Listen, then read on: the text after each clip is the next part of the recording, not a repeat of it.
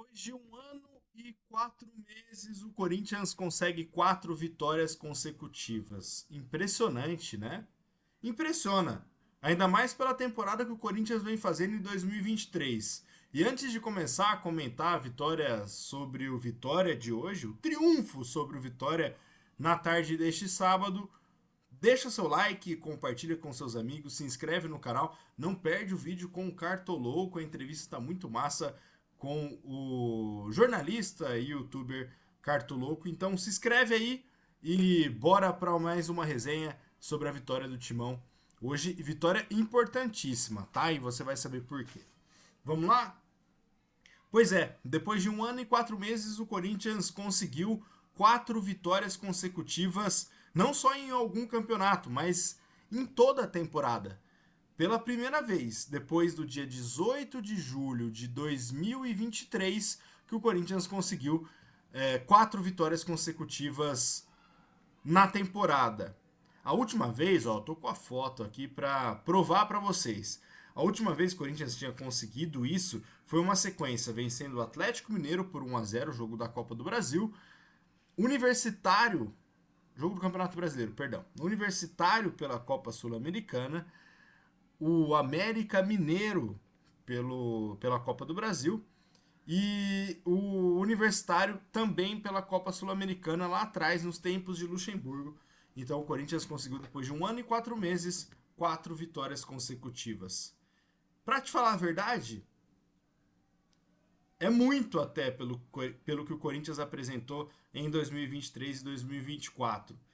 Não sei se é para tudo isso mesmo, esse time ter 4 vitórias consecutivas e de uma hora para outra sair de uma disputa contra o rebaixamento para uma luta pela Libertadores. Eu vou te dizer por que o Corinthians vai lutar pela Libertadores nessa temporada. Vamos lá, pegando a classificação no Campeonato Brasileiro aqui pelo celular mesmo, eu vou te mostrar.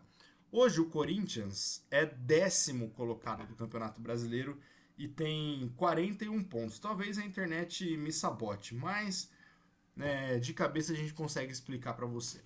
Corinthians venceu e foi a 41 pontos. Beleza.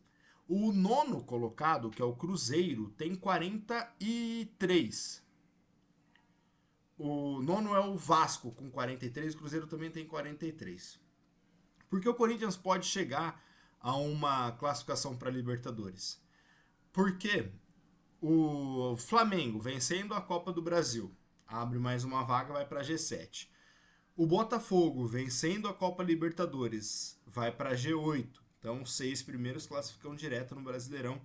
Os sétimo e o oitavo classifica para pré-Libertadores. Se o Cruzeiro se mantiver entre os 8, que hoje ele é o oitavo, o nono colocado do Brasileiro também garante uma vaga caso o Cruzeiro vença a Copa Sul-Americana. Ou seja, o Corinthians, que até outro dia estava lutando contra o rebaixamento, olha para a tabela hoje e vê uma diferença de 2 pontos para uma possível vaga na Libertadores. E vamos ser bem sinceros. Acho difícil que o Atlético vire contra o Flamengo. E acho o Botafogo favorito. Então um G8 é bem provável. Dá para o Corinthians sonhar até o fim do Campeonato Brasileiro. E pensando nisso, nos próximos jogos do Corinthians no Brasileirão, eu até salvei aqui para mostrar para vocês: Cruzeiro, Vasco, Criciúma, Bahia e Grêmio. Se o Corinthians tinha adversários que lutavam contra o rebaixamento, a situação mudou a ponto do Corinthians agora ter adversários que lutam pela Libertadores. São adversários diretos. Cruzeiro, Vasco, Bahia são confrontos diretos pela luta pela Libertadores. E a vitória de hoje contra o Vitória é muito importante por causa disso. Praticamente acaba com o risco de rebaixamento do Corinthians. Se eu, em junho, falasse o Corinthians vai chegar faltando 5 rodadas brigando pela Libertadores, eu acho que eu me consideraria um maluco. Talvez eu me internasse. Mas hoje, pela situação que o Corinthians se encontra, é bem provável que o Corinthians chegue até o fim do Campeonato Brasileiro lutando. Por quê? porque vamos olhar para a tabela. Falei os 5 adversários. Esse Corinthians tem pela frente adversários acessíveis. O Cruzeiro vem com um time em reserva. Mesmo depois da data FIFA, já se anunciou, o Cruzeiro vai com um time em reserva enfrentar o Corinthians. O Vasco, diferentemente do Corinthians, está num viés de queda. O Corinthians está num viés de alta na temporada. Pela primeira vez na temporada. Mas o Vasco vem em uma queda. O Vasco está bem instável. O Criciúma vai estar brigando contra o rebaixamento. O Bahia brigando pela Libertadores. O Bahia é estável, mas é o estável meio de tabela. Pode ganhar um jogo muito importante, pode perder um jogo ganha. É isso, Bahia nesse ano. E o Grêmio, muito provavelmente também brigando ou para não cair ou para aquele marasmo que vai ou não vai para a Sul-Americana.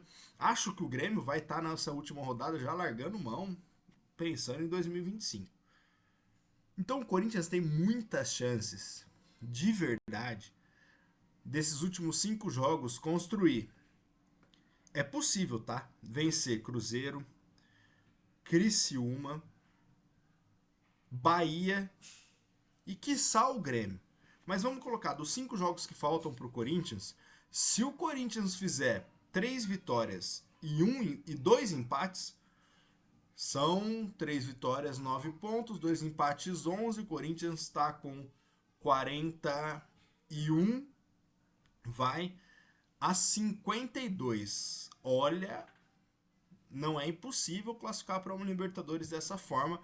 Óbvio, torcendo pelas possibilidades dos títulos de Flamengo, Botafogo e Cruzeiro. É isso. Esse Corinthians vai lutar por uma vaga na Libertadores do ano que vem.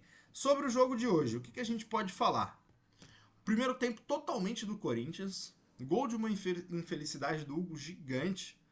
Cara, que tristeza ter visto, ter presenciado esse gol. Porque, assim, o Hugo vem fazendo uma temporada gigante e acho que esportivamente, futebolisticamente, falando no campo, desde que ele entrou, o Corinthians mudou. O Corinthians é melhor. Não que com o Cássio era ruim, nem com o Donelli, mas o Corinthians parece ter uma confiança muito grande no Hugo. E ele fez ótimos jogos de início, o que dá essa moral para ele agora. E essa infelicidade, ele tem crédito, tem moral para isso, para deixar acontecer. Apesar disso, o Corinthians construiu no primeiro tempo, foi muito bom, de verdade. O Corinthians praticamente não deu nenhuma outra chance pro Vitória.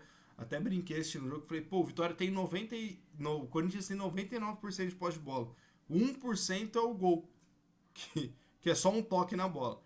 E era isso até os 13, 14 minutos do jogo. O Corinthians dominou totalmente. Vem a infelicidade, o Corinthians segue melhor, e aí, pô, o Garro começa a colocar o jogo no bolso. A assistência pro primeiro gol é coisa de gente, de jogador inteligente, de cara que lê jogo, cara que entende o que ele tá fazendo ali, entende o momento de dar o passe, e entende a gestão do corpo do companheiro, entende como o cara tá se movimentando. Bizarro, é muito acima o Garro. Hoje ele fez de novo a diferença, botou no bolso 2 assistências para ele, para talvez o maior assistente do Corinthians do século, né, em uma temporada, eu acho que é isso. Segundo tempo do Corinthians não é bom, vai para 1-1 pro segundo tempo, naquela, se eu atacar, eu posso lutar por uma Libertadores e sair com a vitória, se eu perder, meu Deus do céu, todo aquele terror da zona do rebaixamento volta. E aí o Garro de novo acha uma bola muito boa pro Memphis, o Memphis consegue tirar do goleiro com um toque só. É o primeiro gol de bola rolando do Memphis desde que ele chegou no Corinthians. Cara que é muito importante. Tecnicamente a gente consegue ver de fato que ele é muito acima. Ele é muito acima. E se eu falei do Hugo, que dentro do campo a coisa melhorou desde que o Memphis estreou também, moralmente e o ânimo do Corinthians é completamente diferente desde a chegada do atacante holandês. A gente sente um espírito, assim, uma gana de vencer muito maior nesse time do Corinthians desde que o Memphis chegou. Então, acho que esse time melhorou muito com o holandês e ele mereceu esse gol de bola rolando, o primeiro dele desde que ele chegou no Corinthians, e não é normal, tá? O Memphis Depay marcando gol no Barradão, numa 33ª rodada do Campeonato Brasileiro, num jogo num sábado, 4h30 da tarde. Mais aleatório que isso, impossível. E é isso. Fechou? Valeu, obrigado, tamo junto. Não esquece de curtir o vídeo, compartilhar, ver os outros vídeos aqui e vamos embora pra próxima. Abraço, fui! Fica ligado, tá? Acho que vai ter mais vídeo aí e coisas além Corinthians e além entrevistas. Se liga, tá?